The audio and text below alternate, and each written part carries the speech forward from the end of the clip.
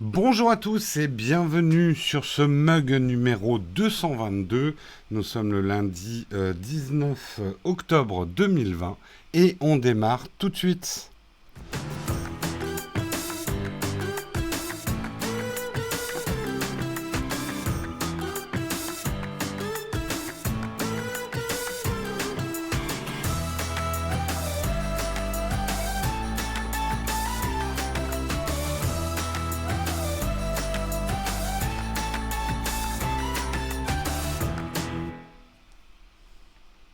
Bonjour à tous, j'espère que vous allez bien, que vous avez passé un bon week-end. Est-ce que vous avez tous passé un bon week-end? Mm. Merci Samuel pour ton sub.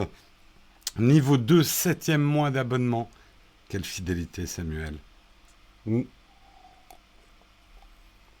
Tu es en direct. JC Courtois, effectivement. Eh ben écoutez, nous, week-end pas trop mal, encore des petits travaux. Qu'est-ce que je pourrais vous raconter? J'ai monté une vitre de douche, c'était une aventure. J'ai monté plein de Philips Hue aussi dans le nouveau décor. On a joué à Baldur's Gate 3 samedi soir. Mais en fait, vous en foutez complètement de mon week-end. Vous êtes là pour les news. De quoi on va parler ce matin? On va regarder ça ensemble. On va parler du ministère de l'Intérieur qui a identifié 80 messages qui soutiennent l'action de l'agresseur de Samuel Paty, le professeur d'histoire-géographie qui a été assassiné vendredi. Alors, pour cet article, je vous demande la plus grande modération. Je demande d'ailleurs au modérateur d'être extrêmement vigilant parce que justement, on va parler des messages de haine qui ont été identifiés. Donc faites très attention, même sous le couvert de l'humour. C'est un article extrêmement touchy. Voilà, prévention. On parlera plus réjouissant du Z-Event qui rentre dans l'histoire et dans l'histoire de l'Internet mondial. 5,7 millions d'euros récoltés pour Amnesty International. On parlera un peu du déroulé de l'événement ce week-end. On parlera également des rumeurs autour du nouveau Galaxy S30, S30 Ultra et tout le tralala qui devrait arriver en janvier 2021. Pardon. Également Instagram qui va faire la chasse à la pub cachée. Donc vous imaginez bien que je suis content puisque c'est un de mes chevaux de bataille. J'allais dire un de mes chevals de bataille. Je crois que ouais. Bon, bref. On parlera également de Google qui vous permet de fredonner des chansons et de les reconnaître. Je pourrais pas vous faire une démo parce que j'ai essayé ce matin et ça marchait pas chez moi, mais c'est pas grave. Mais je vous expliquerai ce qu'il en est. Et on aura une cerise sur le gâteau. Je vais prendre La Défense de Emily in Paris, la série sur Netflix. Moi, je vous dirai pourquoi j'aime cette série, hein, et on en reparlera. Ça va faire plaisir à Oleg, je pense, qu'on reparle d'Emily in Paris. Voilà un petit peu pour le programme, un programme chargé s'il en est. Comment je quitte la salle privée? Mais t'es pas dans une salle privée, on te voit, 2201. Voilà. Oui, tu es sorti de la salle privée. On a des salles privées comme les camgirls maintenant. Je vais faire des petits salons privés. Bref, plus sérieusement, surtout que le premier article n'est pas facile, je vous propose qu'on démarre tout de suite le Kawa.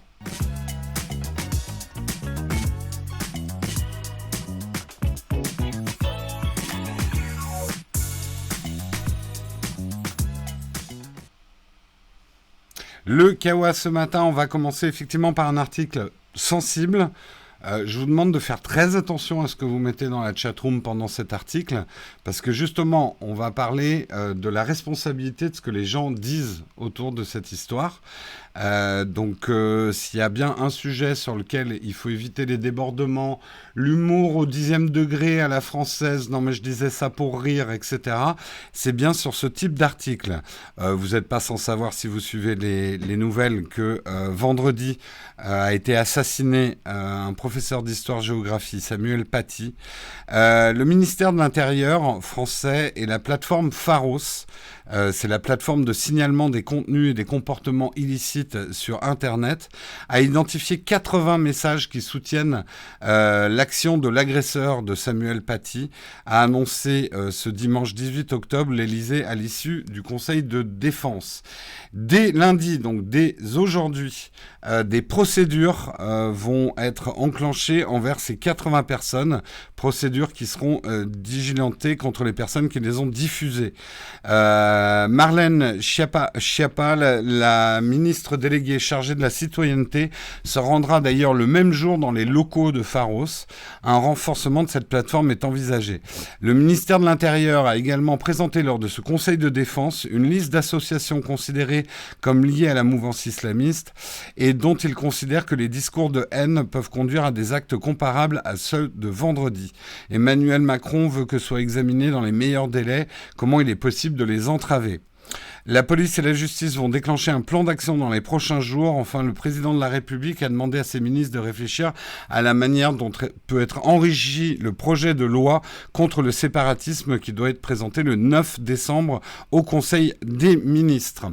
À savoir que la plateforme Pharos, en 2018, a reçu 160 000 signalements adressés à la plateforme Pharos de signalements de contenu illicite en ligne et près de 14 000 relevaient de la haine en ligne ou des discriminations. Alors je le rappelle avant que ça parte sur la chatroom que les messages contre ou violents contre l'islamisme sont également des messages de haine et de discrimination. Donc c'est pour ça que je vous demande la plus grande prudence. Mais d'une manière générale, je ne vais pas commenter du tout sur l'histoire parce que alors c'est absolument pas mon rôle et l'émotion risque de prendre le dessus. Mais encore une fois, la responsabilité que vous avez, vous, de ce que vous écrivez sur Internet, où que ce soit dans Internet, dans une chatroom d'un live, donc sur Twitch, dans du gaming, en réaction à Facebook, ce que vous dites sur Twitter a des conséquences. Ce qui est écrit ne s'efface pas. Et je vous le dis souvent, on a en plus, en France, on a une tendance, et ça fait notre charme, au 2e degré, au 10e degré, à faire de l'humour qui ressemble pas à de l'humour. Des choses comme ça. On se rend pas toujours compte de ce qu'on écrit. Donc, plusieurs règles que je vous donne d'hygiène numérique, dans ce que vous... Parce que parfois, vous allez vous retrouver dans la sauce, vous l'auriez pas forcément voulu, mais il va falloir quand même assumer ce que vous avez écrit. Je pense que la première règle et la plus importante, c'est ce que vous écrivez sur Internet. Est-ce que vous le diriez si la personne était en face ? Posez-vous toujours cette question avant de réagir à quelqu'un ou de vous adresser directement à quelqu'un ou à un groupe ou quoi que ce soit. Est-ce que c'est quelque chose que vous lui diriez en face physiquement ? Si c'est pas quelque chose que vous lui diriez en face physiquement, ne le dites pas. Restreignez-vous. Deuxième règle, postez le lendemain. Voilà. Si vous êtes très énervé contre quelqu'un, très énervé contre quelque chose que vous avez, ne réagissez jamais à chaud sur Internet. J'en ai fait les frais, personnellement. C'est quelque chose, et je sais que parfois, c'est pas facile, mais dormez dessus. Postez le lendemain. Vous verrez déjà si la colère est encore là, etc. Ne croyez pas qu'un pseudo vous protège. Ne croyez pas qu'un VPN vous protège. Si on veut vous retrouver, on vous retrouvera. Partez de cette définition-là. Bref, il faut faire attention à ce qu'on dit et c'est votre responsabilité à vous. Même si un influenceur vous dit de dire des choses contre quelqu'un parce que c'est un ennemi ou ce genre de choses, ne le suivez pas. Ne soyez pas aveugle. Ne croyez pas que vous défendez quelqu'un que vous admirez en perpétuant ses insultes ou en les répercutant, puisque vous serez responsable. Ça ne sera pas lui le responsable pour le coup. Donc voilà, je profitais de cet article pour faire une grande parenthèse. On peut rire de tout, mais pas avec n'importe qui et pas n'importe où. Et Internet n'est pas un endroit où on peut rire de tout. Pour moi, c'est clair. C'est pas forcément une question de censure, c'est une question de bon sens. Tout ce que vous mettez sur Internet devient public Vous ne savez pas qui il y a en face de vous. Vous ne mesurez pas toujours les paroles. Et vraiment, vraiment, parce que je sais que beaucoup d'entre vous me disent ou disent ah non, mais tu l'as mal pris, mais c'était de l'humour. L'humour sur Internet, ça marche pas comme. Vous pouvez pas faire du Desproges ou du Jean-Yann, ou j'évoque des humoristes de boomer, mais des personnes qui avaient un humour extrêmement caustique. Ils n'auraient pas pu le faire sur Internet. Regardez quelqu'un comme Ricky Gervais, qui a lui aussi un humour extrêmement caustique. Lui, il maîtrise bien les réseaux sociaux. Parce qu'il y a une vraie différence entre son humour caustique qu'il va faire devant une assemblée, où il assume, où il y a son regard, et on sent bien la pointe de malice et la pointe d'humour. Et quand il poste des choses sur Twitter, c'est aussi caustique, mais c'est pas la même chose. Il fait très attention quand même à ce qu'il fait. Voilà, un humour écrit ne passe absolument pas pareil qu'un humour oral. Voilà. Euh, Vous êtes fan d'un YouTuber? Ouais. Ouais. Euh, il faut encore. Faites très attention à ce que vous dites. Là, je vois encore des messages avec des mots-clés. On pourrait vous demander pourquoi vous avez dit ça. Faites attention. C'est pas une question de surveillance de masse. Il y a des choses qu'on ne doit pas dire, il y a des choses qu'on ne doit pas relayer. Faites attention à ce que vous dites. Voilà. Et l'humour, il faut faire très attention, surtout en ce moment, surtout sur ce sujet, effectivement. Quelle que soit votre expression ou l'expression de votre colère par rapport à ce qui s'est passé, c'est pour ça que je vous ai dit en début d'article, proférer des informations ou proférer des menaces ou dire des choses sur l'islam, l'islamisme en ce moment, c'est aussi des paroles de haine. Hein, ça marche dans tous les sens. C'est justement le fond du propos. Voilà, c'est vraiment mon conseil, faites super gaffe avec ce que vous écrivez. Parce que l'écrit est un langage extrêmement direct, sans nuance. Vous avez beau ajouter des smileys de partout. Et je le sais, il y a eu un relâchement dans la chatroom, on se permet certains humours. Ça passe pas, et quelqu'un qui débarquerait dans notre chatroom, il y a des choses qu'elle pourrait trouver offensantes. Que ça soit des blagues misogynes au 10e degré, non mais je suis pas sérieux. Non, ça marche pas comme ça. Voilà.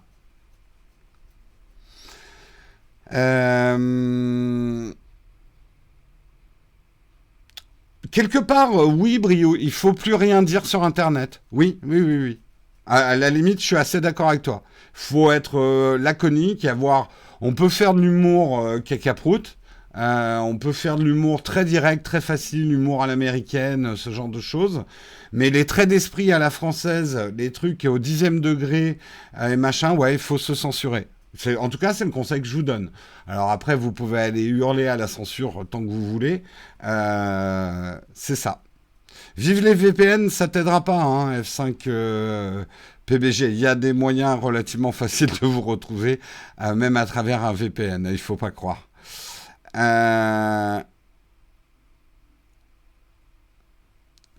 Oui, oui, je sais que ça hérisse notre poil de français très attaché à la liberté d'expression.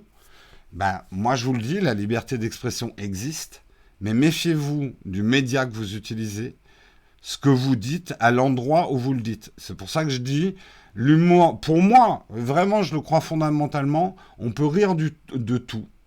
Mais j'ajouterai la nuance. Ça dépend où, ça dépend quand, et ça dépend avec qui. Voilà. Et après, c'est presque du bon sens. C'est tout. Ben, je te garantis que l'ironie, Vincent, l'ironie, vous en recevez peu des messages, donc vous vous rendez pas compte. Mais l'ironie passe pas du tout sur Internet. Le 10e degré, l'ironie à la française, ça, vous allez faire des flops où vous allez énerver des gens. L'ironie, Internet par définition est premier degré. Hein. Mm.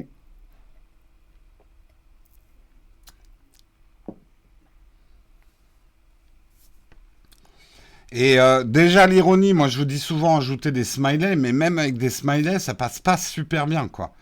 L'ironie demande un jeu de regard et de langage gestuel pour qu'on comprenne que c'est de l'ironie. Dans un langage SMS, un langage écrit, des petites phrases, l'ironie, ça ne passe pas. Je vous le dis, j'en ai des exemples tous les jours sur Twitter. Et essayez dans votre alors si vous êtes en couple, vous avez déjà essayé l'ironie par SMS dans un couple? Vous allez voir, ça passe pas bien du tout. Mais alors vraiment pas du tout. C'est pour ça que je dis souvent, ce que vous écrivez sur Internet, demandez-vous comment vous le diriez si la personne était en face de vous.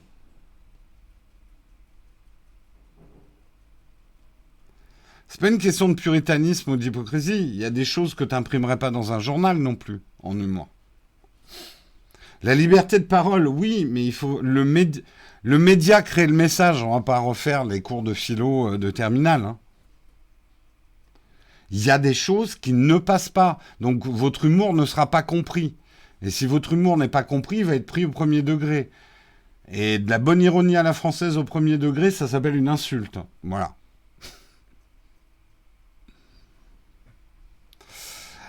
Bref. Bref. Allez, on continue. C'était pas un article facile, mais bon, on a parlé un petit peu d'autre chose. On va parler de quelque chose de beaucoup plus réjouissant. C'est le Z-Event qui s'est passé ce week-end. Z-Event, j'en avais parlé vendredi, qui commençait sous des auspices un peu difficiles. Puisque, effectivement, suite au Covid, un certain nombre de Squeezie et autres avait dit qu'il pouvait pas venir. Squeezie, il attendait le résultat d'un test du coronavirus. C'est vrai qu'il y aurait pu avoir des réactions en disant rassembler 50 personnes dans une salle à Montpellier, est-ce que c'est une bonne idée? Moi j'ai regardé par intermittence le Z-Event, ils ont plutôt été le plus respectueux possible des règles sanitaires. Donc bravo à eux de ce côté-là, même si bien sûr ils ont eu un torrent d'insultes de gens qui viennent vous dire ce que vous devez faire quand vous devez le faire, parce que Internet ça sert à ça aussi. Mais c'est un énorme succès, et un énorme succès, pour une fois, positif, qui est un record mondial détenu par des Français, puisque, je vous l'annonce ce matin, le Z-Event a récolté 5,7 millions d'euros et rentre dans l'histoire. 5,7 millions d'euros récoltés cette année pour Amnesty International. Je vous ai retweeté d'ailleurs le tweet de remerciement d'Amnesty International. Une association, alors certains me disent c'est pas une assoce. Bref, Amnesty International, moi c'est quand même des gens que je suis et que je soutiens. C'est à mon avis un combat très juste et très important qu'ils mènent justement. C'est une ONG, d'accord.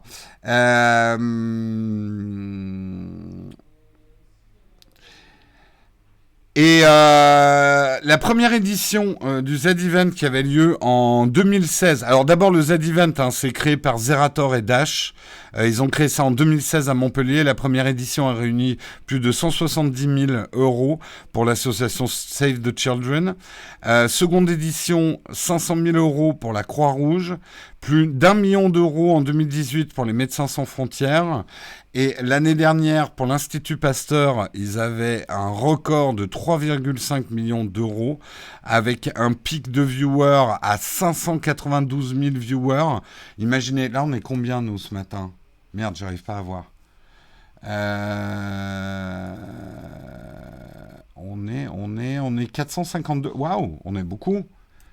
Bon, bah vous rajoutez 3 zéros derrière et on n'y est pas encore. On n'y est pas encore. Donc c'est des records, hein, même des gros streamers de game n'arrivent pas à ces chiffres-là. C'est tout un pays de gamers qui s'est mis derrière le Z-Event. Et en ça, c'est assez émouvant, je trouve, de voir cette capacité de mobilisation d'une génération qu'on dit souvent « des glandeurs qui foutent rien qu'à jouer aux jeux vidéo ». Ça prouve que quand ils se mobilisent, ça fait de très belles choses. Je suis pas sûr que les générations précédentes y seraient arrivées. Pour vous dire un petit peu, effectivement, Le déroulé des événements, ça a commencé vendredi 16 octobre à 18h. 41 streamers qui se préparaient à partir en live. Il y a eu un mariage en direct, le mariage des streameuses Jill et Magla, que je ne connais pas, mais si vous voulez voir le joueur du grenier a fait une vidéo qui résume cet événement. Il y a eu l'interview de Cécile Coudriou, la présidente d'Amnesty France, samedi 17 octobre à 17h. J'essaie de vous parler des moments les plus... Alors, samedi soir, ouais, il y a eu le présentateur de France Télévisions, Samuel Etienne, qui était l'invité du Z-Event pour présenter Questions pour un streamer. Une émission, bien entendu, inspirée de Questions pour un champion, animée par ce dernier. Le présentateur, d'ailleurs, et chapeau à lui, est passé la journée avec les équipes du Z-Event. Le dimanche 18 octobre à 12h30, le cap des 1,5 million était dépassé. Riot Games a offert 20 000 euros à l'opération. Riot Games, c'est League of Legends, Valorant, etc. Le dimanche après-midi, des masques aux couleurs du Z-Event ont été mis en ligne. Ils étaient limités à 5 000 et ce fut pire qu'une vente flash puisque les 5 000 sont partis en 3 minutes et 26 secondes. Ça a été après les t-shirts. Antoine Daniel, alors ça c'était drôle, je l'ai pas vu, mais Antoine Daniel a lancé le Skyblog officiel du Z-Event, une initiative qui a fait cracher le site et les serveurs de Skyblog, l'occasion de découvrir les streamers dans leur jeunesse. Ça devait être drôle, ça, effectivement. Et un moment historique, le dimanche 18 octobre à 20h, le record 2019 est tombé grâce aux ventes de t-shirts qui sont d'un coup 1,4 million d'euros qui ont été rajoutés à la cagnotte pour un total de 3,7. Mais ça s'est pas fini là. La boutique devait fermer le dimanche 18 octobre à 23h59. 4 millions d'euros ont été franchis à 20h34 et le dimanche à 21h35, Zerator a annoncé que c'est le cap des 4,9 millions était atteint. Le cumul des 5 Z-Events atteindrait les 10 millions d'euros offerts depuis 2016.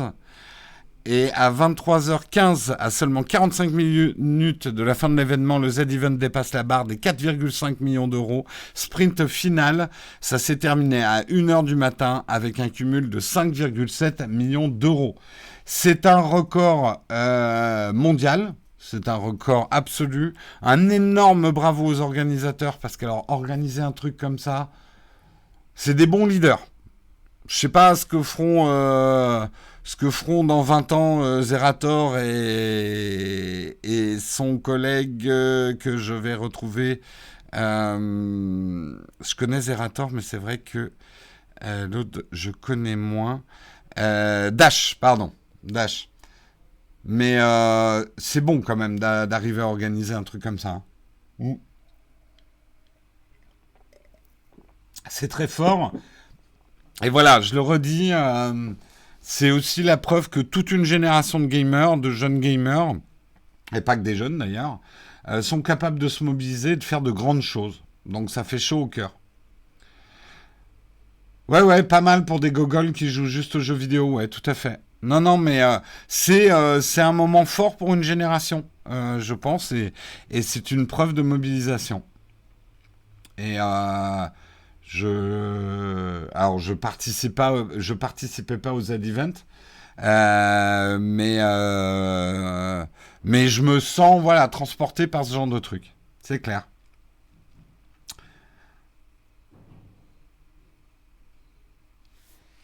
Enfin une bonne nouvelle. Non, mais tout à fait. Dans un monde où tout nous pousse un peu au désespoir, c'est très très fort. Je sais pas quel âge ils ont, Zerator et Dash. Aucune idée. Je sais pas, ça doit être je voudrais pas dire de... Euh, Jérôme traite les streamers qui ont remporté 5 millions pour la bonne cause. What? Qu'est-ce que tu dis, Bécris? Bon, bref. Il a 30 ans, Zerator.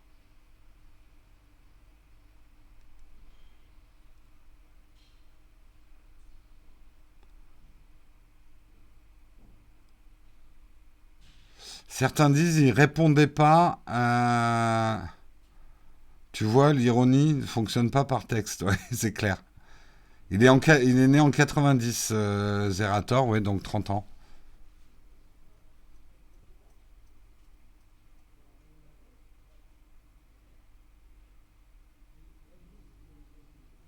Justement, je comprends pas pourquoi leur donner des sous. Tu donnais pas des sous à eux, hein, tu donnais des sous à Amnesty International déjà.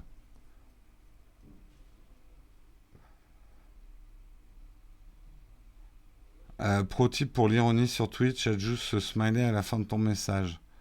Ouais, parfois les smileys suffisent pas.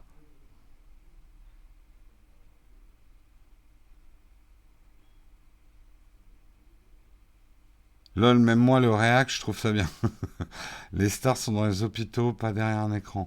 Oh là là, c'est bien français. Désolé, hein, Nouba, ça tombe sur toi, mais alors c'est des réflexions bien françaises. Ajoutons un petit peu de défaitisme quand même à quelque chose dont on pourrait être fier, parce que sinon, c'est pas très français. On continue, on va parler de Samsung. Samsung avec, ça y est, des leaks. Oh là là, 2-3 jours après la sortie des iPhones, c'est surprenant qu'il y ait des leaks Samsung. Je suis un peu... Là, vous voyez, c'est de l'ironie. Mais moi, il y a une caméra, vous voyez que c'est de l'ironie. Euh, Bref, les nouveaux flagships de Samsung pourraient arriver en janvier 2021. On a déjà des images.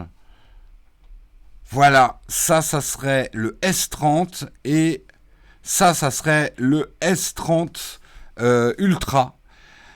Comme on le voit, hein, parce que c'est ça qu'on va regarder en premier, les plaques chauffantes. Alors, j'ai l'impression qu'il n'y a pas de protubérance. Alors, serait-ce une révolution?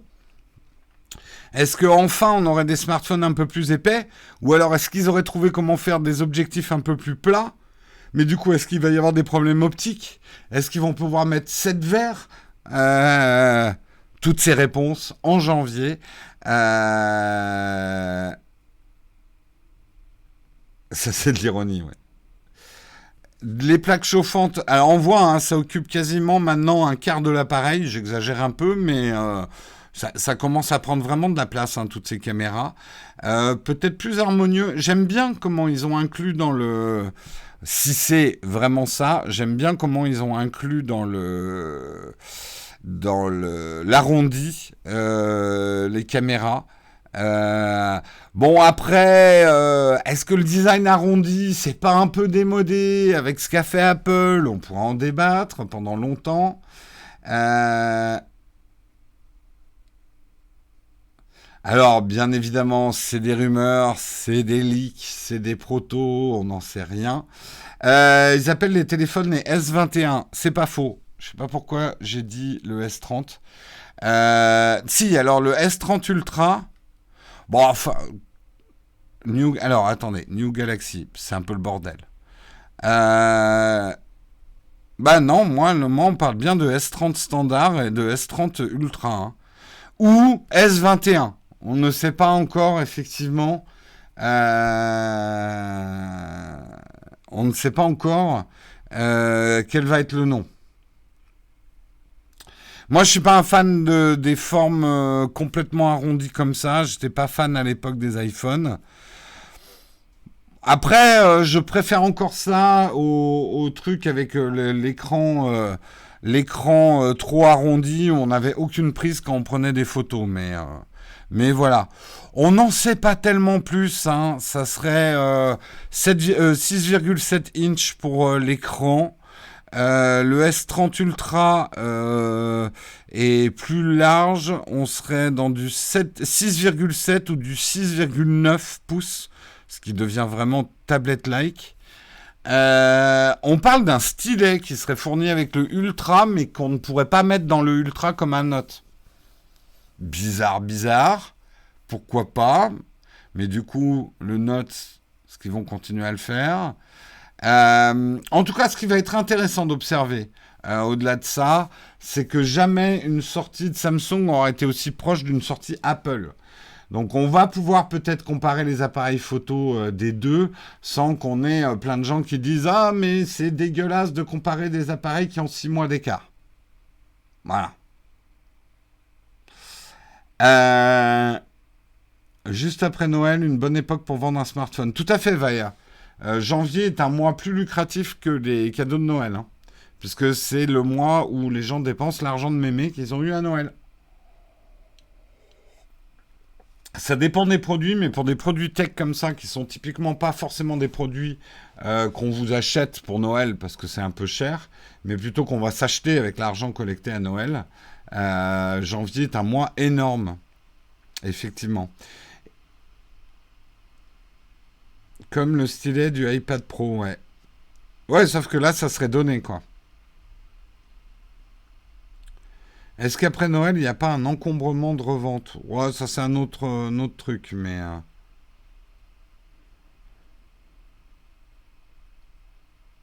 parce que Apple reprend un ancien form factor et l'arrondit et démodé. Mais oui, c'est comme ça que ça marche, Nick, le marché. L'année dernière, c'était l'inverse. Après, autant sortir avant Noël, c'est pas pour rien qu'Apple le fait. Oui, après les chaînes de production, tu sais, t'as beau fouetter, ça sort quand ça peut sortir, hein. Va peut-être y avoir une fusion entre le Galaxy et Note. Moi, je le dis déjà depuis 2 3 ans, le Note a-t-il encore sa place? Manifestement oui, parce qu'il continue à en sortir. Moi, je pense plutôt que l'avenir du Note est dans les foldables.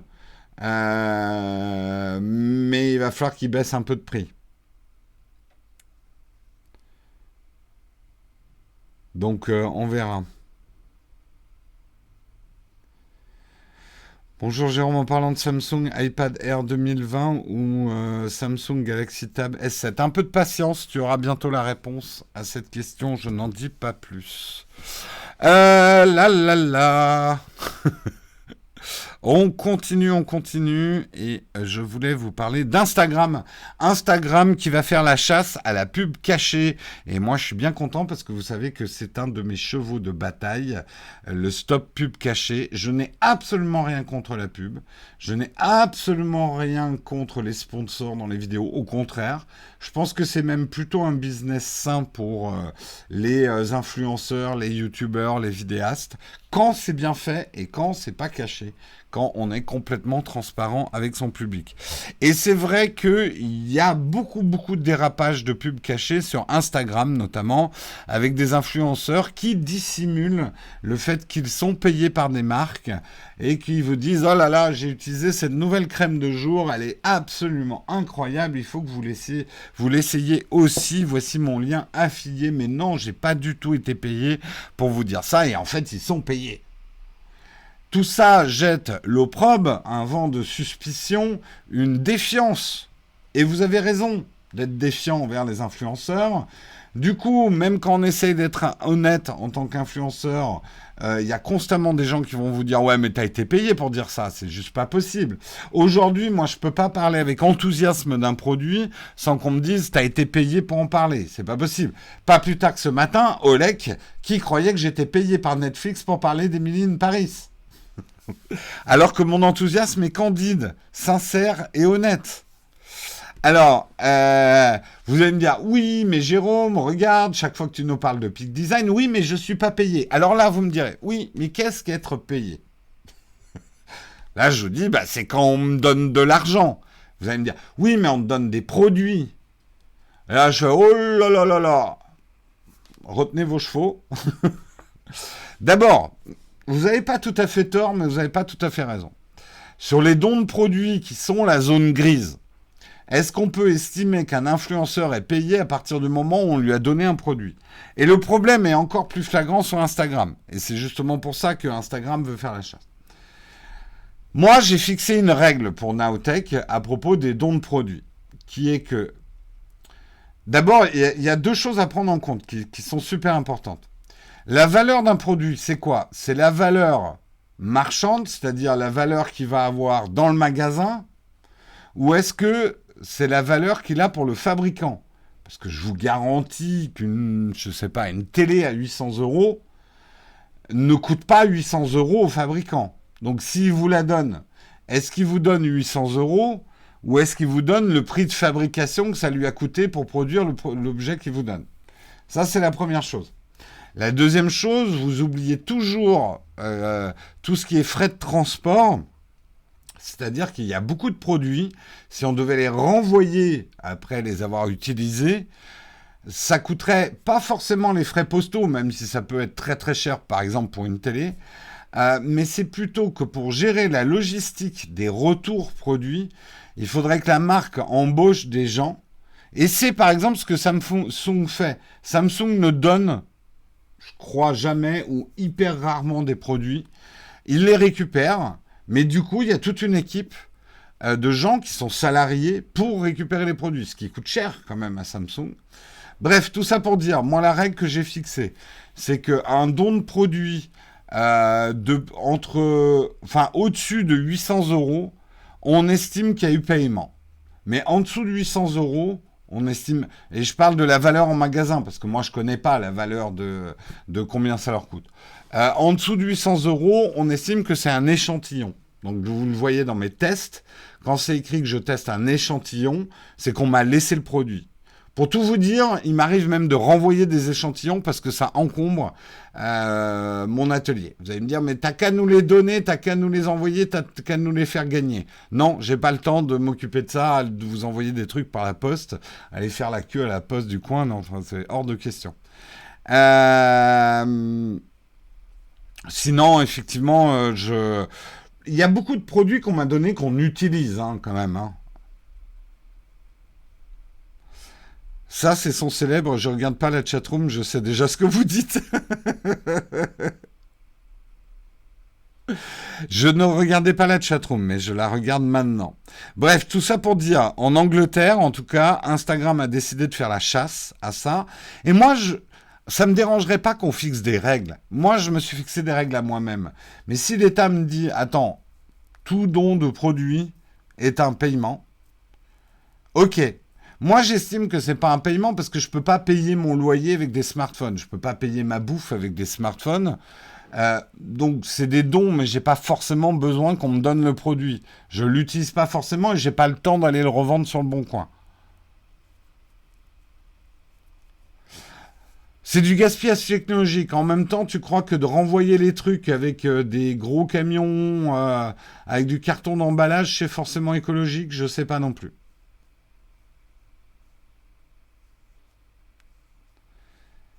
Donc, pour moi, il y a quand même une différence. Il y a une différence pour moi entre être payé avec de l'argent, qui me permet derrière de payer loyer, bouffe, ma vie, Carina, le fonctionnement de la société. Payer avec des objets, je suis tout à fait conscient que c'est un territoire gris. Vous nourrissez beaucoup de fantasmes autour de ça. Je vous garantis, vous fantasmez beaucoup. Parce que d'abord, il n'y a pas tant de ça que de produits qui nous sont vraiment donnés. Moi, je refuse énormément de produits qu'on voudrait me donner contre une vidéo. Parce que je ne me fais pas payer en produits, ça ne m'intéresse pas. Il m'est arrivé sur des produits dont on avait besoin dans notre production d'accepter le deal sur des produits qui avaient une valeur faciale assez importante pour que j'accepte de faire une vidéo contre le don du produit. L'échantillonnage du produit, j'aime pas la notion de don de produit. Il y a des marques qui ont vraiment abusé de ça en filant des produits à des influenceurs eux, ça leur coûte pas cher et les influenceurs leur ont donné. Voilà, moi je suis pour un marché publicitaire, mais il faut qu'il soit sain et que ça soit pas un marché de dupes, ni pour vous ni pour nous en fait.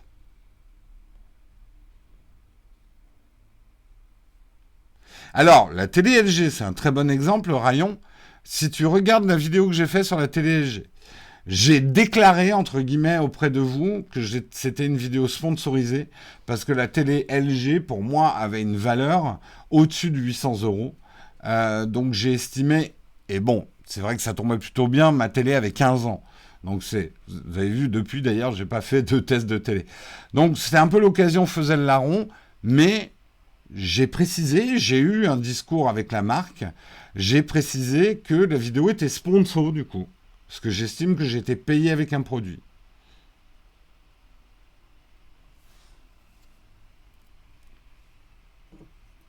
La question, c'est est-ce que tu as le droit de tout dire, tout ce que tu veux comme le mauvais? À partir du moment où on m'oblige à dire certaines choses, je refuse. Ça, vous êtes obligé de me croire sur parole ou pas. Aujourd'hui, et c'est vraiment grâce à vous, les contributeurs, je peux dire merde à des marques.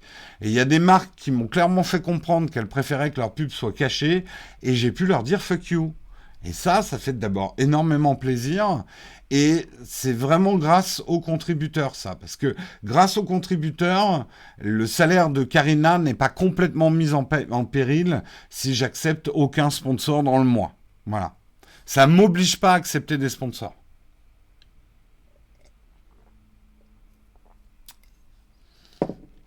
Après, est-ce que je suis parfait? Loin de là. J'essaye juste d'être le plus transparent possible. J'aurai jamais la transparence absolue. Il est hors de question que je vous parle des sommes, parce que j'estime que ça fait partie de la vie privée des entreprises, les sommes, ne serait-ce que vis-à-vis de la concurrence. Les sommes, on est payé quand, pour, combien pour un sponsor et tout. Ça vous regarde pas. Je sais que vous fantasmez beaucoup dessus, mais ça vous regarde pas. Je viens pas vous demander votre feuille d'impôt non plus. Si, par contre, vous avez un problème, et ça je le redis haut et fort, si vous avez un problème et que vous dites Jérôme nous ment, il cache de l'argent, il a un yacht, j'aimerais bien... Il y a un organisme en France qui, lui, est habilité à contrôler mes comptes. Et vous pouvez tout à fait faire appel... alors, je ne sais plus leur nom exact, mais c'est le truc Office de répression pour la concurrence et la répression des fraudes. Si quelqu'un veut bien m'aider. Vous pouvez tout à fait les contacter en disant nous avons de fortes suspicions. Là oui, la DGCCRF, oui. Non, pas le fisc. Ça servira à rien, ça. Enfin, ça servira à rien. C'est pour autre chose. Non, mais eux, ils sont habilités à checker nos comptes, à voir si on nous a donné des produits qu'on a bien signalé, effectivement qu'on faisait de la pub quand on avait été payé pour le faire. Mais peut-être que toi, tu t'en fous, Soap, mais peut-être pas tout le monde. Et il y a effectivement un organisme en France qui permet, si vous... Alors, je dis moi, mais n'importe quel influenceur, vous avez l'impression qu'il vous la met à l'envers, parce qu'il parle trop souvent d'un produit, il dit jamais qu'il est payé. Et c'est important même que vous le signalez, parce qu'il faut comprendre pourquoi la pub cachée, c'est grave. Je terminerai là-dessus. La pub cachée, c'est grave parce que ça déséquilibre la concurrence. C'est de la concurrence déloyale entre une marque qui va payer pour sa publicité, qui va être déclarée, parce qu'une pub déclarée est beaucoup moins efficace qu'une pub non déclarée. Si moi je vous disais pas qu'on faisait de la pub et que je pousse du produit sans vous dire que c'est de la pub, eh ben vous y souscririez plus facilement que si je vous disais ceci est notre sponsor. Parce que là, vous faites oula, c'est de la pub. Et c'est normal. La pub doit clairement être indiquée comme de la publicité. On n'a pas le droit de cacher de la publicité. Et vous avez l'impression qu'on s'en fout, que c'est pas grave, et que... Mais vous perturbez complètement les mécanismes du commerce en acceptant de la pub cachée. Et le jeu du commerce est un jeu extrêmement, et de la concurrence, c'est un jeu extrêmement important pour la régulation des prix. Voilà. Non, je ne suis pas payé par Apple. Alors ça, je vous le dis même souvent, Apple, c'est certainement les tests les plus objectifs qu'on fait sur la chaîne, puisque c'est la seule marque pour laquelle on est obligé de payer plein pot les produits. De faire la queue comme tout le monde pour les avoir, ils nous filent rien du tout, même pas des exemplaires presse. Apple ne file rien du tout. Donc, et ça, d'autres youtubeurs tech pourraient vous le dire, Apple est certainement la marque pour laquelle on est le plus objectif, parce qu'on s'en fout complètement de leur faire plaisir ou pas, parce qu'on sait que de toute façon, ils nous fileront rien. Alors, effectivement, de High Collection, lui, on lui file des produits, et puis peut-être que certains d'autres, peut-être que nos rapports avec Apple vont changer, mais pour l'instant, alors je peux vous dire que Apple, ils en ont rien à foutre de Nowtech, ils savent même pas qu'on existe, et je pourrais dire que les produits, c'est de la merde en barre, ça changerait rien dans mes rapports avec Apple, puisqu'il n'y en a pas. Voilà. Parce que Apple n'a pas besoin de nous du tout. Oh, c'est pas une question de justification, j'aime bien vous expliquer simplement les mécanismes.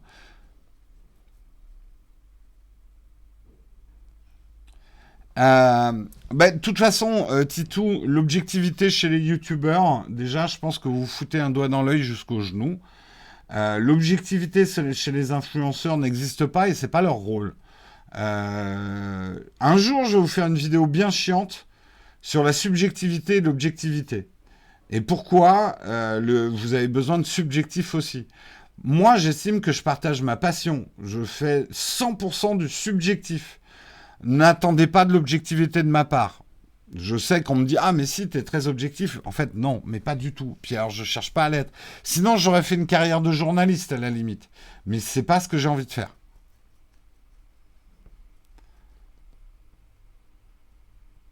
De toute façon, une vidéo qui clash Apple ferait tout aussi bien. Non, mais ça ferait même les meilleures audiences, c'est quand tu clashes Apple. Hein. Alors là, le problème avec Apple, alors là, c'est de la vue garantie. Vous pouvez faire que ça toute l'année, vous allez réussir 10 fois plus que moi.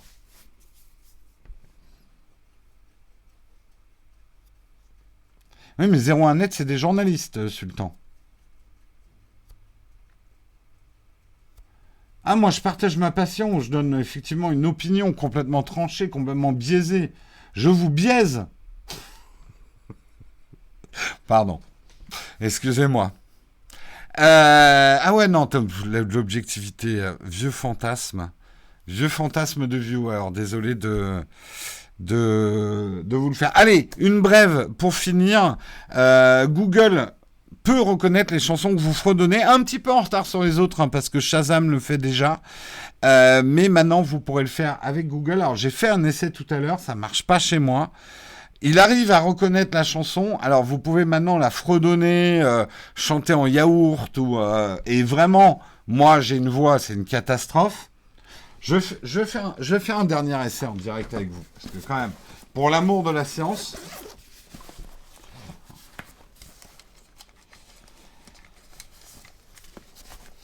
Alors, d'ailleurs, si la chatroom arrive à deviner ce que je fredonne, vous êtes plus fort que Google. Une vieille chanson de mon enfance, déjà, ça vous mettra sur la voie. Je réessaye. Quelle est cette chanson? Merde,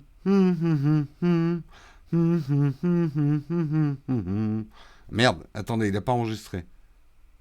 Non, ça marche pas. En fait, il me dit cette chanson est une, mais il m'affiche pas de liste de chansons.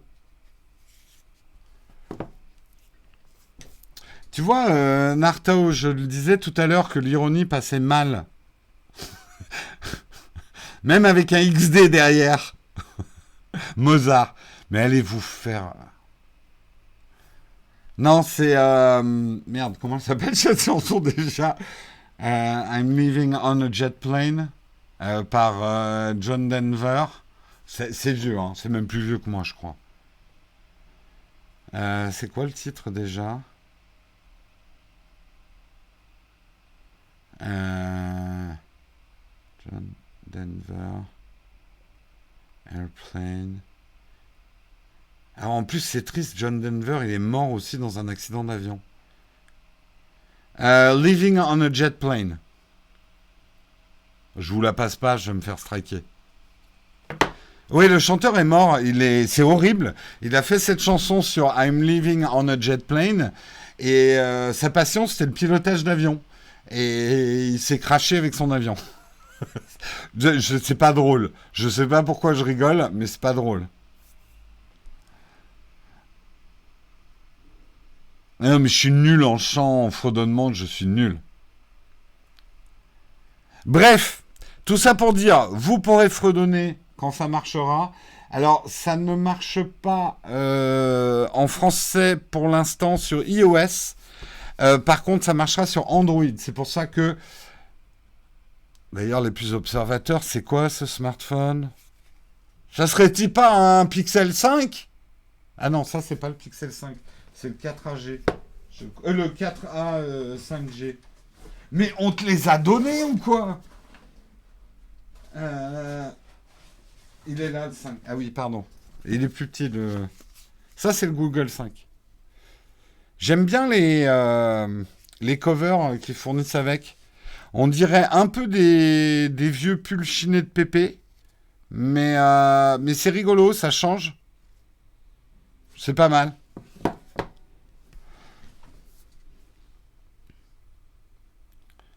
Ok, t'es pas top en fredonnement, mais c'est pas un échec, ça a juste pas marché. Exactement. Macron nous a dit comment envisager l'échec. J'ai trouvé ça formidable. Stop Covid, ce n'est pas un échec. Simplement, ça n'a pas fonctionné. Ouais, c'est un peu du tissu, effectivement.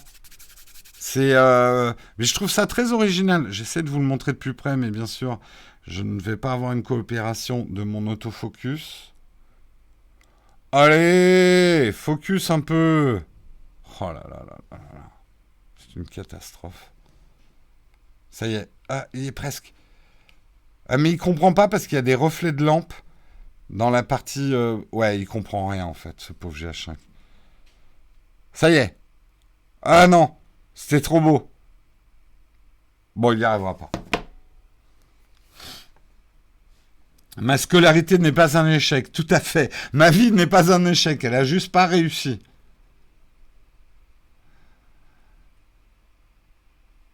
Euh, On dirait des charentaises. Il y a un tout petit peu de ça. On dirait des espèces de chinés aussi des sièges de métro. Vous savez, des trucs immondes, on se dit, mais qui a pu mélanger des couleurs pareilles?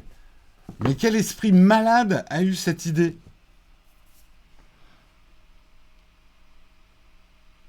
Ah non, elles glissent pas du tout, au contraire. Elles sont super ces covers parce que c'est vraiment... Regardez, quand je les frotte, c'est vraiment agrippant.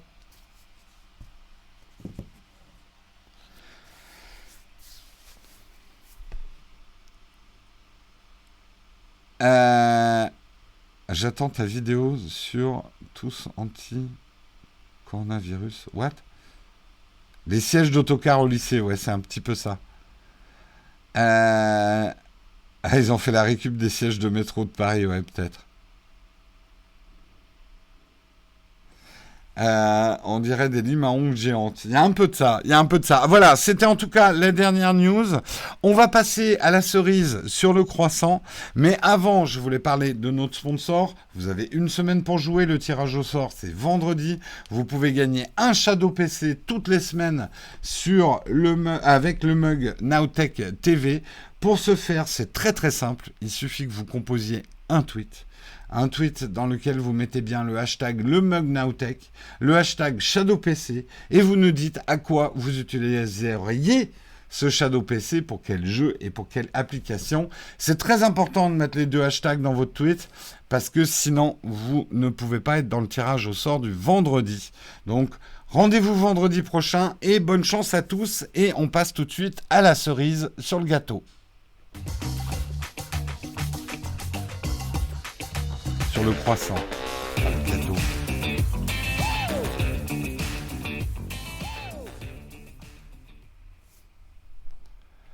La cerise sur le croissant, effectivement, je me plante une fois sur deux. Cerise sur le croissant, eh bien moi, je voudrais prendre la défense d'Emily in Paris. Marion vous en a parlé la semaine dernière, je crois, ou la semaine d'avant, de cette série, Emily in Paris. Alors, Marion voulait faire une critique nuancée. Ça n'a pas été trop nuancé, elle a défoncé la série. Est-ce que cette série mérite d'être défoncée? Parlons-en un petit peu. C'est une série, effectivement, qu'il y a sur Netflix. Je montre la protagoniste. C'est la fille, d'ailleurs, de Phil Collins, Lily Collins, qui est l'actrice principale. Et c'est l'histoire d'une jeune fille, d'une jeune américaine de Chicago, qui se retrouve parachutée dans un job, dans une agence parisienne qui travaille dans le luxe. Alors, cette série n'a pas plu. On est dans la caricature des Français. On voit des Français qui fument au bureau. On voit des Français qui arrêtent pas de coucher les uns avec les autres. On voit des Français qui arrêtent pas de râler. On voit un Paris fantasmé, tout propre, avec des trucs super jolis, mais on ne voit pas le vrai Paris. On voit pas du tout la mixité de la population parisienne. On est dans la caricature, les bérets, les croissants, les baguettes, les serveurs patibulaires, les concierges irascibles, etc. Eh ben, écoutez, moi on vient de terminer la première saison. Marion était quand même suffisamment accro pour terminer la saison. Alors, je dois dire en disclaimer, parce que c'est important que je vous le dise et que je sois complètement transparent, je suis un fan de Gossip Girl. C'est quelque chose que j'assume complètement, je le dis devant vous, hein. J'adore Gossip Girl. J'adore la bataille entre Queen Bee et bref. Ouais, je suis fan de Gossip Girl. Donc j'assume complètement ce côté-là. Alors, il faut savoir que cette série a été créée par Darren Star, le créateur de Sex and the City. En fait, je pense que les gens ont réagi très vite à cette série en regardant peut-être le premier épisode. Et pourtant, le premier épisode est plus fin qu'il n'en paraît. Moi, ce que je dis sur cette série, que je trouve presque admirable, c'est ça aurait pu être largement pire. Si vous vous souvenez de films sur Paris ou de séries sur Paris, que ça soit Moulin Rouge, Un Américain à Paris, les évocations d'Emma Stone dans La La Land, les clichés, même Ratatouille, on est dans du cliché. Et justement, j'ai trouvé que cette série était plus fine qu'il n'y paraissait. On oscille entre le cliché, mais elle se moque elle-même des clichés qu'elle fait. Il y a un moment, elle se prend en photo sur le Pont Neuf. Elle dit « Ah, Paris, c'est trop bien, on dirait Ratatouille. » Et c'est son premier jour. Et elle évolue après dans la série.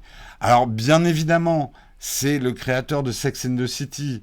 Il y a autant, comme le disait Marion, et là je la rejoins, chercher du réalisme sur la vie des Français dans Emily in Paris, c'est comme chercher du réalisme dans la vie des New-Yorkais dans Gossip Girl.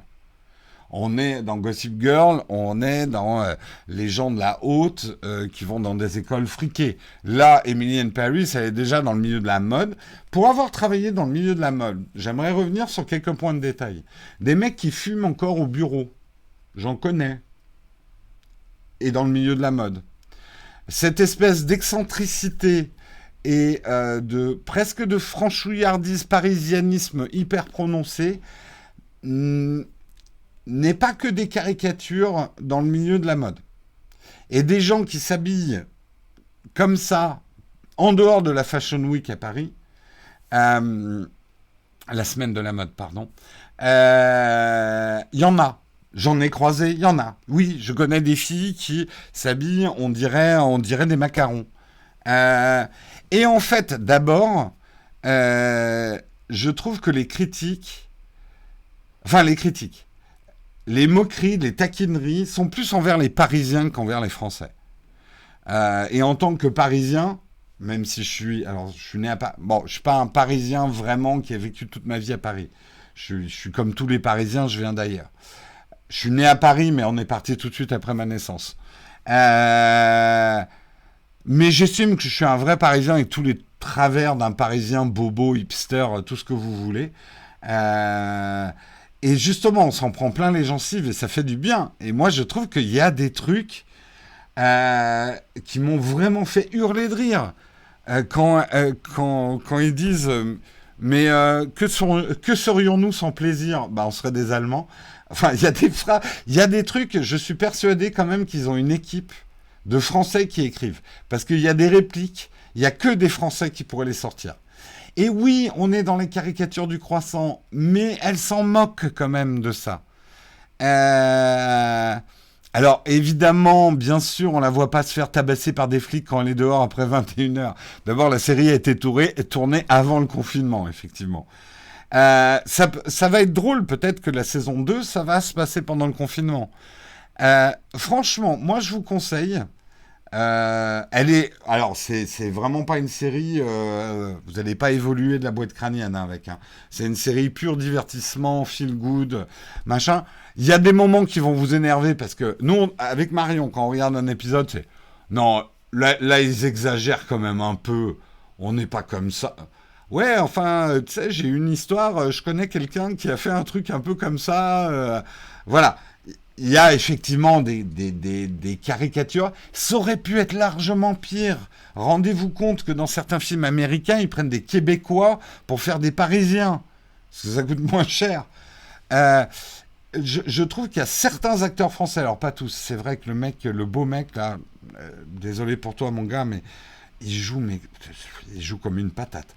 Il apprendra, mais il joue comme une patate. On sent que son physique l'a aidé, qu'il n'a pas développé vraiment d'autres skills à côté.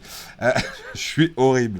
Je suis horrible, non, mais c'est probablement quelqu'un de très bien. Je suis vraiment désolé. De toute façon, tu n'entendras jamais ce que j'ai dit. Mais par contre, comment elle s'appelle? C'est Delphine Leroy-Beaulieu, là où. Il y a des acteurs. Le mec qui joue Luc, le personnage de Luc, je le trouve génial. L'espèce de pervers. Mais il est très bon. Et le mec qui joue le couturier, qui jouait aussi le papa dans Taxi 1, ah, je sais plus comment il s'appelle cet acteur. Et ils l'ont mis en couturier. Je le trouve génial. C'est un mélange de Karl Lagerfeld et d'autres couturiers. Je sais pas. Et pour se détendre, je suis désolé, je vous spoil des trucs, mais ça m'a fait hurler de rire hier. Pour se détendre, il casse des crèmes brûlées, la surface de caramel de crème brûlée. Il ne les mange pas, mais juste la satisfaction de casser. Je pense qu'il faut être français pour comprendre d'abord le plaisir de péter la croûte d'une crème brûlée. Euh, c'est Jean-Christophe Bouvet, qui s'appelle Pierre Cadeau, oui, exactement. Ouais, le couturier, il est génial. C'est Philippine Leroy-Beaulieu, ouais, qui joue la directrice d'agence. Donc voilà, moi je tout à fait d'accord, Jérôme, je travaille dans le milieu de la mode et franchement les clichés de l'agence marketing parisienne sont plus vrais. Mais tout à fait, moi j'ai bossé pour Lanvin, pour Paloma Picasso, pour des grandes marques de luxe. Franchement, il y avait des phénomènes, hein, mais des phénomènes. Donc moi je vous conseille quand même de la regarder en vous disant que ça aurait pu être largement pire. Il y a des caricatures, mais justement, de temps en temps, les scénaristes sont assez habiles pour se moquer eux-mêmes de la vision des Américains de la France, qui est une carte postale. Euh, et moi, ouais, il y a des moments qui m'ont fait hurler de rire. Enfin, hurler de rire, j'exagère. Mais j'ai passé un bon moment, on l'a regardé avec plaisir. Il y a des trucs qui sont énervants. Le coup des baise-mains, comme si on faisait des baise-mains, ça se fait encore dans certains milieux, dans les rallyes bourgeois. Après, j'ai trouvé qu'ils en abusaient un peu du baise-main. Justement, ils devraient montrer que c'est un truc qui, à part dans certains milieux, ça se fait plus du tout, quoi. Euh, ton pote qui joue le prof snob, c'est quoi le prof snob? Alors bien évidemment, c'est pas une série qui va vous montrer la France des banlieues, des problèmes sociaux. C'est exactement comme si vous demanderiez à Gossip Girl de dénoncer les problèmes de ghettoisation dans les villes américaines. Voilà, c'est quand même le mec qui a fait Sex and the City, quoi. C'est pas un documentaire sur New York, hein, Sex and the City. Ah oui, alors, effectivement, regardez juste pour ça. Quand elle se fait virer, je spoil, désolé, hein, mais elle se fait virer et que les Français lui disent ah non, mais t'inquiète pas, en France, on vire jamais les gens. On peut te menacer de te virer, mais ça va durer des mois et des mois. Et ils y arriveront jamais. Mais je trouve ça génial parce que tellement vrai par certains côtés. Alors oui, c'est de la caricature, mais c'est quand même vachement vrai. Euh, C'est quoi le nom de la série? C'est Emily in Paris.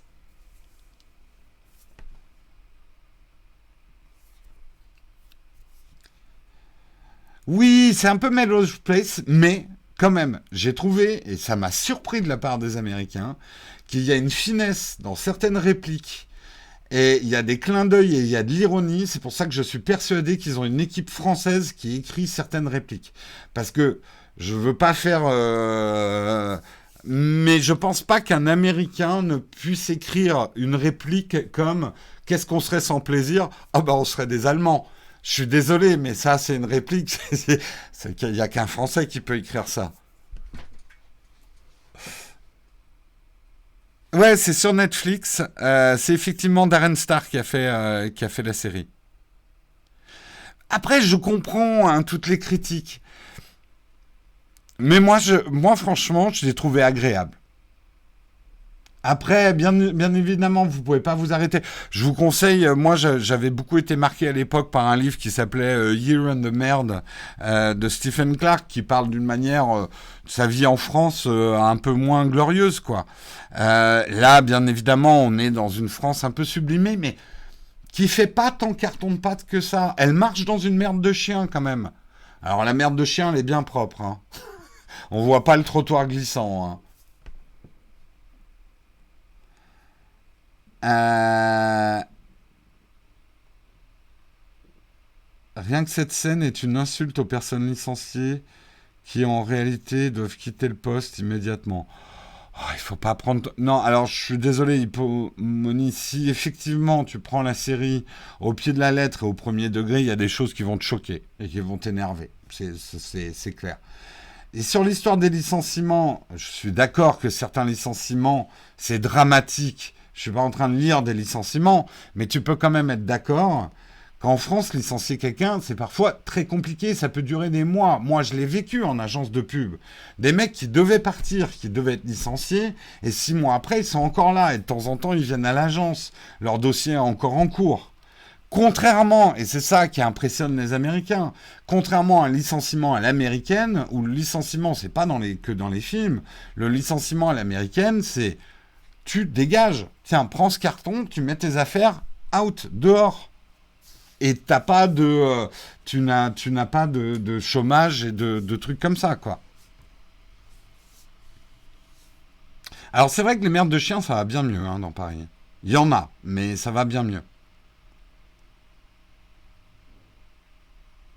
Il y a de la tech dans cette série? Non, mais on parle aussi de streaming et de séries. Je voulais répondre un petit peu à Marion qui avait parlé de cette série. Et effectivement, dans le mug, on se permet de temps en temps de vous parler de ce qu'on aime en streaming. On va dire que c'est de la tech de loin, mais c'est quand même un peu de la tech. Voilà.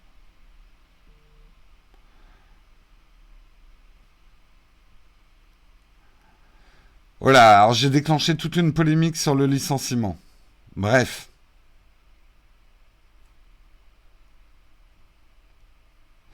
Alors oui, il y a beaucoup de choses sur les réseaux sociaux, effectivement, l'utilisation des réseaux sociaux dans cette série, oui. Mais bon, je me sens pas obligé de vous faire de la tech tout le temps, hein. Je parle aussi de certains trucs. Je fais ce que je veux d'abord. Sur ce, je fais ce que je veux, mais il est temps que je passe à la dernière rubrique de cette émission, et nous allons passer au tant aimé Cornfac. Vous posez des questions, je vous réponds peut-être.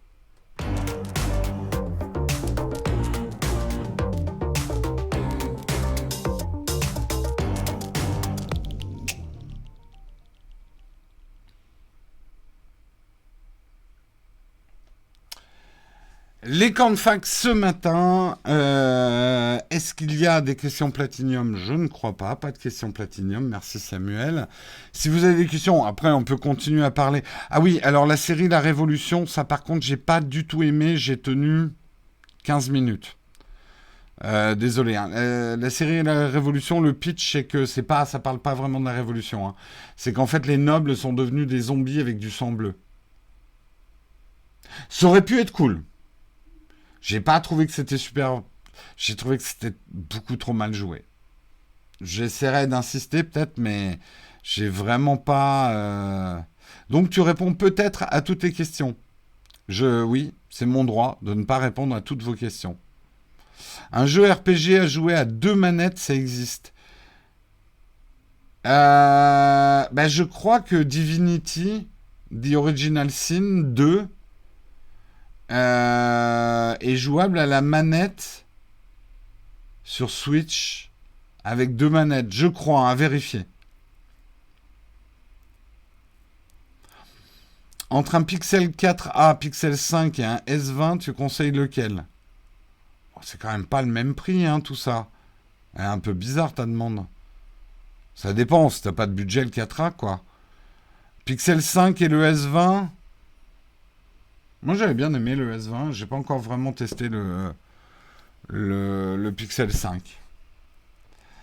Tu conseilles quoi comme appareil photo pour débuter dans les podcasts vidéo? Je te conseille d'aller voir ma vidéo, le choix d'une caméra, l'erreur du débutant. Et tu reviens me poser la question quand tu auras acheté un bon micro et de la lumière. Et là, je te répondrai peut-être sur la caméra. C'est pas la peine que tu achètes une caméra si t'as pas un bon micro et de la lumière. Et un bon décor. Et une scène bien insonorisée. Et une pièce bien molletonnée pour le son. Es-tu le frère de Franck Provost? Non, pas du tout.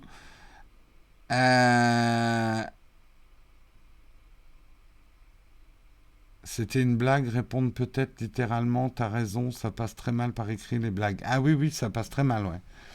Ça tombe sur toi, mais c'est rageant de voir des gens qui viennent dire à Jérôme de rester sur le cœur de son sujet, c'est-à-dire la tech, alors que c'est sa chaîne, sa ligne éditoriale. Non, mais vous avez le droit de gueuler. Vous avez le droit de gueuler. Après, j'ai tendance à vous dire, la meilleure façon de gueuler, c'est de ne plus me regarder. Là, je prendrai peut-être en considération ce que vous me dites. Non, mais vous voyez ce que je veux dire. J'écoute toutes les râleries. Je lis tous les commentaires, les négatifs, machin. Ça me fait réfléchir. Ça me fait parfois changer d'avis. Après, je peux... De toute façon, vous n'êtes jamais tous d'accord. Ah, c'était mieux avant. Ben non, c'est mieux maintenant. C'est mieux en rouge, c'est mieux en bleu. La musique, elle est à chier. La musique, elle est vraiment bien. Voilà, on peut pas plaire à tout le monde. Moi, évidemment, je suis obligé de prendre des décisions. Je peux pas les prendre démocratiquement. Parce que c'est débile. Ça marche pas. La démocratie, en tout cas dans une société. Je ne parle pas d'une société civile, mais une entreprise, on ne va pas vous faire voter sur les émissions que vous voulez regarder. Parce qu'il y a ce que vous aimeriez regarder, mais si on ne vous surprenait pas un peu et qu'on ne vous amenait pas des trucs auxquels vous n'auriez pas pensé, on serait juste chiant, quoi. Donc voilà.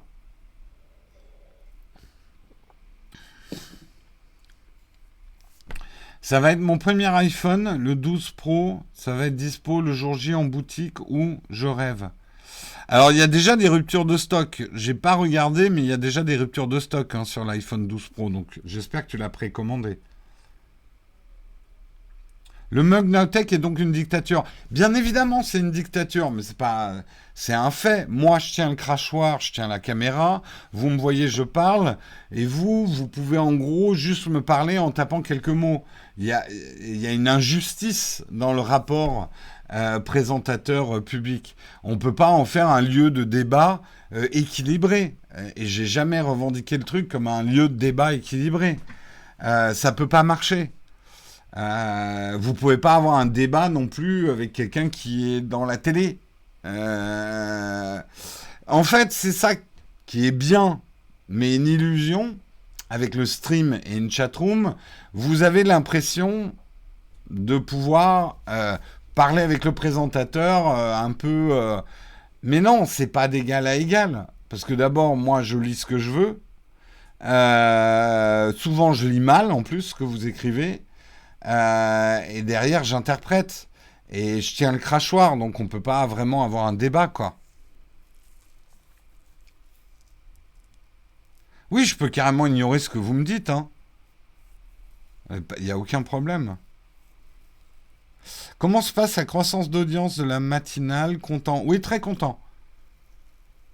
Ouais, très content. On est très, très, très content d'être passé sur Twitch. Mais très, très, très, très, très, très content. Non, ça se passe, j'exagère. Ça se passe bien. Je comprends que certains, ça leur aille pas. Je m'attendais à pire. Et on a un public qui se construit petit à petit, qui découvre la matinale. Ici, public qui ne bougeait pas depuis près d'un an sur YouTube.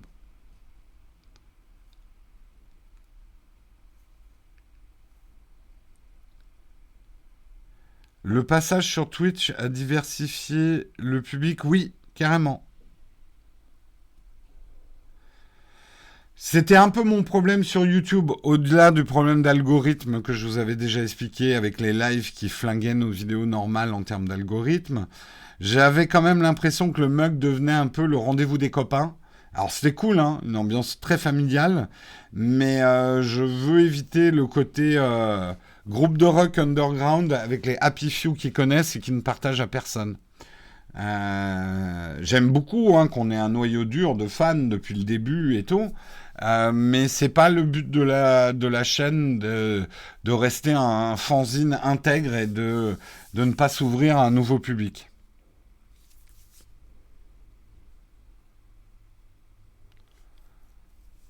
Le passage Texcop Mug n'a donc pas tant renouvelé le public. Non, ça a quasiment rien changé ouais, au niveau du profil du public. Ouais. Quand tu parles de couverture de déménagement dans une de tes vidéos pour faire un setup, comment tu installes ces couvertures pour le son? Alors tout est bon, hein. Tu les accroches au mur avec du gros scotch, tu les poses. Le mieux, c'est effectivement d'avoir des espèces de barres et de mettre les couvertures sur les barres ou de les attacher avec des pinces.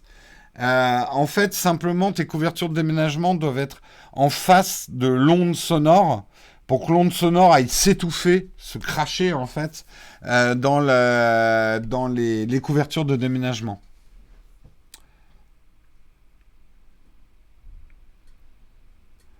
Les expressions désuètes me manquent horriblement, mais moi c'est pareil, il y a une partie de moi qui regrette Récréa 2.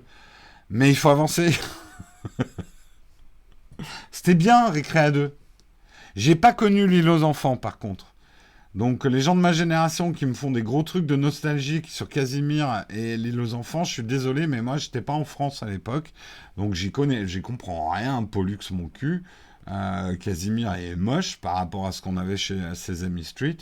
Euh, je vais pas me faire des amis. Je vais pas me faire des amis. Ils vont me transformer en barba papa. Euh, mais de là à vanter Lily in Paname, merci pour ces matinées, c'est toujours sympa.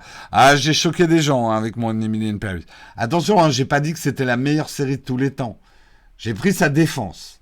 Elle est plus fine qu'on y croirait.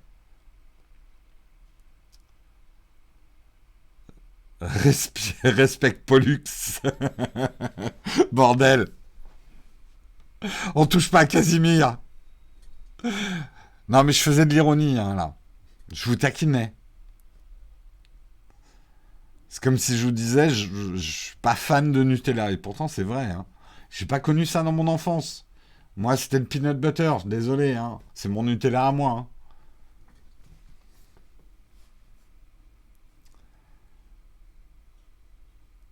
Les couvertures déménagées pour réduire ou supprimer la réverbération. Bah déjà, tu l'as réduit. La supprimer, ça peut être difficile.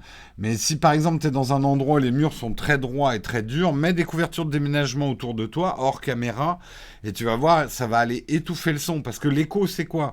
C'est simplement le son de ta voix qui va se réverbérer sur une surface droite et qui revient à la vitesse du son dans ton micro. Ce qui crée un écart entre le son sortant et le son re-rentrant.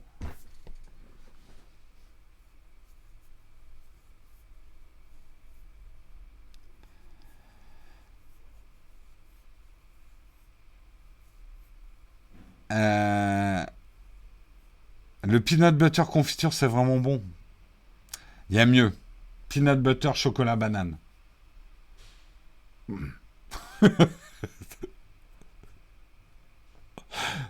Attaquer le Nutella, pas de problème, mais pas Casimir. Ah là, j'ai tapé dans du vieux souvenir français, là. C'est quand même, c'est un peu comme si je touchais à l'histoire de France, là. Est-ce que tu sais à quel point un capteur photo résiste au froid? Alors, ça, il faut te renseigner. Il y a des marques qui résistent mieux que d'autres. Il faut que tu ailles sur des blogs de photographes aventuriers. Je crois que les Nikon sont assez réputés pour bien marcher. J'avais même quelqu'un que je connaissais qui faisait des photos en Antarctique. Je crois qu'il utilisait du Nikon. À vérifier. Déjà, il te faut paradoxalement un appareil tropicalisé, mais pour pas que tu aies trop de condensation entre les chauds froids. Et il faut que tu ailles voir effectivement les résistances des capteurs au froid, hein.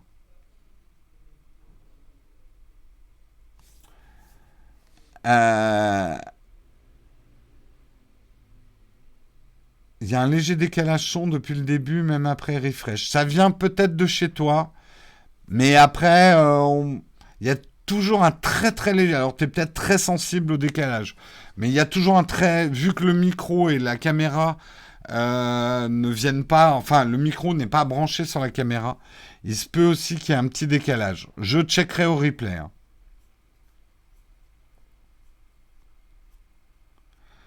Le Canon R5 en 8K résiste super bien au froid. Ça fait même fondre la banquise. Ok, vous avez un décalage. Bon, j'irai checker ce qui se passe.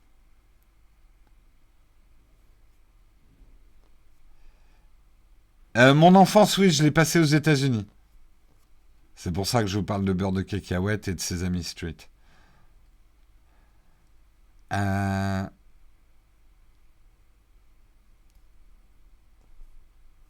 Pas chez moi le décalage. Ouais, ça dépend peut-être effectivement. C'est vrai là en live, un lag un tout petit peu. Mais ça dépend des gens manifestement. À quand Jérôme aux events? Écoute, je pense pas avoir ni le profil ni la notoriété pour être recruté pour un event, mais si un jour ils font appel à moi, avec grand plaisir. Mais non, je suis un peu petit et inconnu au bataillon. Et peut-être un peu vieux. Je suis pas très bankable, tu sais, moi. Ils vont faire ah, il y a un boomer. Jeune con, va. Je suis pas un boomer. J'ai un objectif Nikon plein de moisissures entre les lentilles. Je fais pas quoi pour les enlever. Il y a des sites entiers hein, qui parlent. Il y a souvent des problèmes de moisissures dans les objectifs. Il y a des sites entiers qui t'expliquent comment nettoyer des moisissures dans un objectif, hein. Je suis parfaitement bilingue. J'ai beaucoup perdu parce que je ne practice pas assez mon anglais. Mais oh, le joueur du grenier, il est plus jeune que moi hein, quand même, hein. Je dirais qu'il a la quarantaine.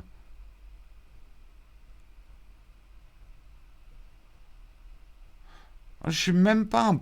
Enfin, là encore, on va avoir le vieux débat. Qu'est-ce qu'un boomer?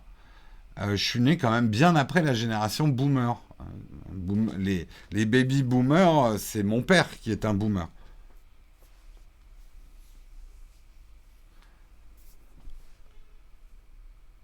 Ouais, ouais, bah je suis plus vieux que le joueur du grenier, oui.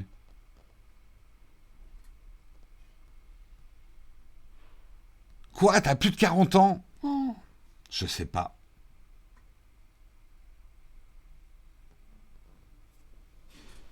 Il a 37 ans. D'accord. Est-ce que des couettes peuvent aussi atténuer la réverb? Tout à fait. Une couette que tu mets en face de toi va bien absorber tapis, rideau, couette, tout ce qui absorbe en fait. Oui, oui, les boomers, ils ont plus de 60 ans hein, aujourd'hui. Les boomers, c'est 70. Hein, c'est des gens qui ont 70 ans aujourd'hui.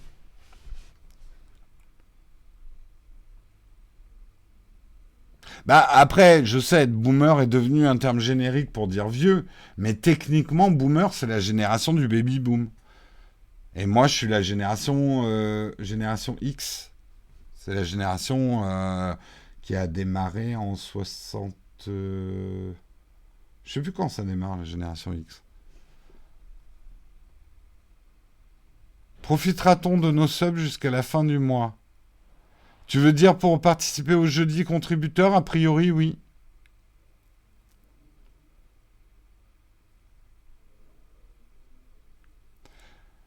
Samuel Etienne a participé, il a 49 ans. Ah bah, je pourrais peut-être participer alors.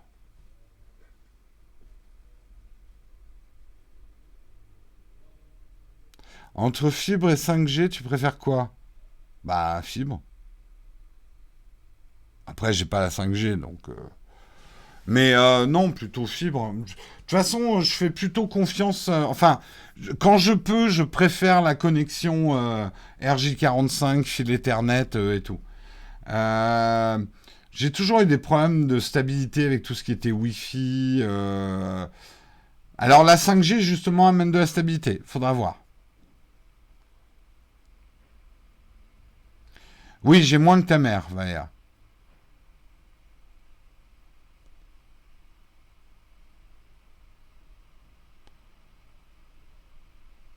Ok, boomer, ça date d'au moins il y a 10 mois. C'est déjà le même du boomer qui pense être encore dans la hype.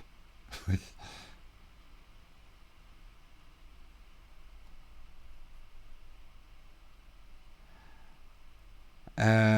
La couverture en laine va mieux absorber le son qu'une couette en polyester? Non. Non, non, c'est pareil, Chris. Non, une couette peut très bien absorber, hein. Tu sais, même un drap a tendance à absorber.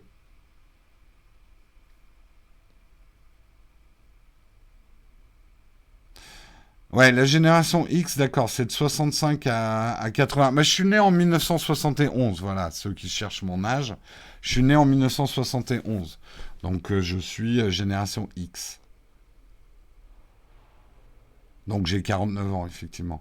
Comment gères-tu les lives du jeudi contributeur avec Twitch? Vous recevez un mail. Alors il faut bien activer dans Twitch la possibilité de recevoir un mail.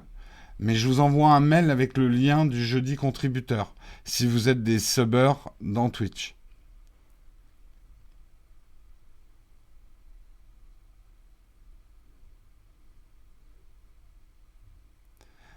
Oui, c'est possible que tu entendes un petit peu de temps en temps le ventilo de mon ordi, ouais.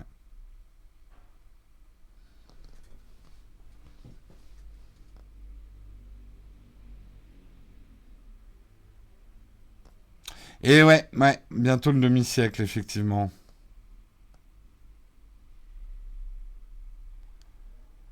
Oui, je pense que sa commu est plus adulte que d'autres, comme Antoine Daniel, sa commu est plus âgée, d'autres y donnent plus. Oui, bah ça, c'est pour ça que, entre guillemets, les gens, on va dire entre 35 et je dirais même 60. Aujourd'hui, je pense que c'est le bon moment pour se lancer un peu plus vieux sur... Il y a de la place pour des gens plus vieux.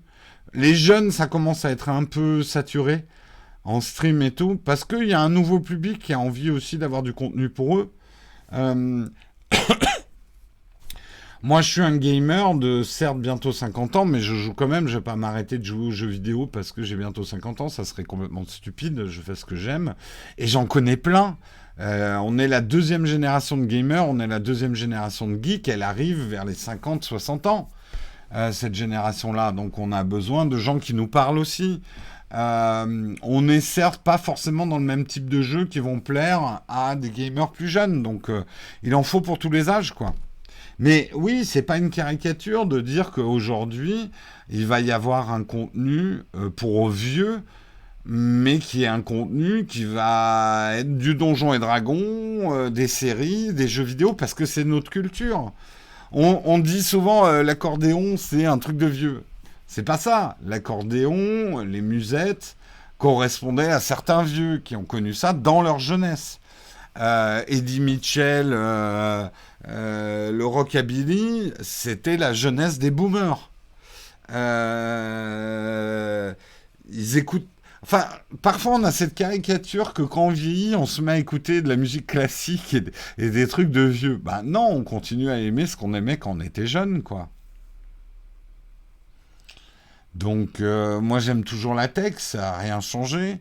Peut-être que ça change mon regard sur la tech, ça c'est encore autre chose. Et peut-être c'est pour ça que des plus jeunes aiment bien me regarder, c'est que j'ai peut-être un regard, comme j'ai vu pas mal d'évolutions technologiques, j'ai un regard avec plus de recul peut-être, et peut-être qu'ils aiment ça. Mais après, ma passion pour la tech ne faiblit pas, bien au contraire. Alors oui, il y a des trucs que je commence à pas comprendre. Ça c'est l'âge. Et en plus, la musique classique n'est pas du tout un truc de vieux, tout à fait, ouais. Bah, je commence à avoir un public plus jeune, ouais, qui commence à regarder nos vidéos. On est en train de rajeunir effectivement notre pyramide des âges de viewers. Ouais. Bah oui, oui, oui, et comme tu dis, on joue depuis bientôt 40 ans, hein, nous, Cardinal de Richelieu. Mais bien sûr, dans les maisons de retraite, on va jouer à World of Warcraft dans pas si longtemps que ça. Ça peut vous paraître cocasse, mais c'est normal. Mais vous aussi, votre génération, effectivement, quand vous serez à la retraite et dans des maisons de retraite, ouais, vous écouterez du PNL avec nostalgie, en disant ces jeunes, on ne comprend absolument pas ce qu'ils écoutent. C'est pas de la musique. Allez, sur ce, je vous quitte. Il est 9h30, mais c'était sympa d'être avec vous ce matin, de discuter de tout ça. Bah après, si tu ne comprends pas une technologie, c'est pas parce que tu es trop vieux, c'est que la boîte n'a pas fait son job pour te l'expliquer. Non, ou c'est simplement qu'elle m'intéresse pas, cette technologie. Il y aura plus de clubs de bridge, que des clubs mais tout à fait, Olé. Mais c'est clairement, quand on va être vieux, on va pas jouer aux cartes. Putain, moi, quand je suis vieux, ouais, j'espère on fera des LAN. C'est normal. Mais sinon, je veux pas devenir vieux, quoi. Ça m'intéresse pas. J'aime pas jouer aux cartes. Je veux pas me mettre à jouer aux cartes parce que je suis vieux, hein. On jouera à Mario Kart, mais bien évidemment. Mais on est à quoi? On est à 10, 20 ans de voir les consoles débarquer dans les maisons de retraite. C'est clair. Bon, sur ce, je vous fais des gros bisous. On se retrouve demain matin. Soyez bons, soyez forts, soyez les meilleurs. Et très bonne journée à tous. Ciao tout le monde.